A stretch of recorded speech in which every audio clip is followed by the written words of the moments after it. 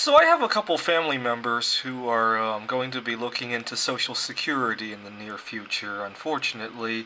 And I was just out of curiosity, I have a long ways to go before Social Security, and I normally don't get involved in family members, but I just like to read and thought I would just be a little bit knowledgeable in case of a discussion comes up. I'll obviously let them make their own choices about it. But I was looking at what would be a best timing to withdraw Social Security. So basically, the idea is you can start withdrawing Social Security anywhere from age 62 to 70. The later you take it, the higher the monthly benefits that you lock in for basically the rest of your life. I mean, they adjust it for inflation every year, but basically you lock that base amount. So I think between 62 and 70, every year it goes up by some amount of percentage. I don't know the exact numbers. I think it also depends on exactly when you were born. What's really fascinating is that there's a do-over provision that hardly anybody takes advantage of, but I see it as a potential for a little bit of free money. So the idea is that one time in your life, you used to be able to do this multiple times, but you can do it once now. If you decide within a year of starting the benefits that you want to reset them, you basically have to pay back all of the money you've ever taken from Social Security, and it will be as if you never took it at all. So, for example, let's say you decide to hold off to 70 to take Social Security. A lot of wealthy people do, actually.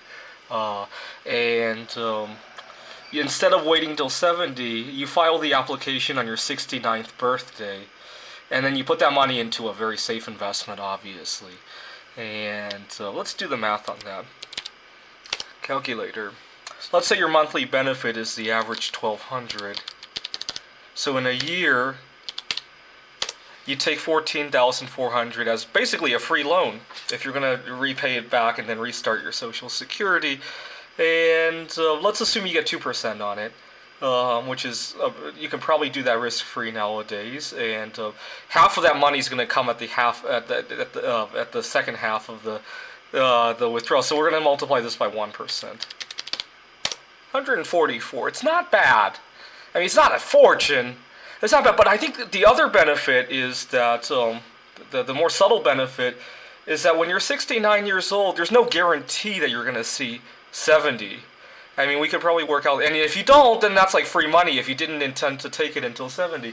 I guess we could look up the odds of dying when you're 69. Let's see if we can find that.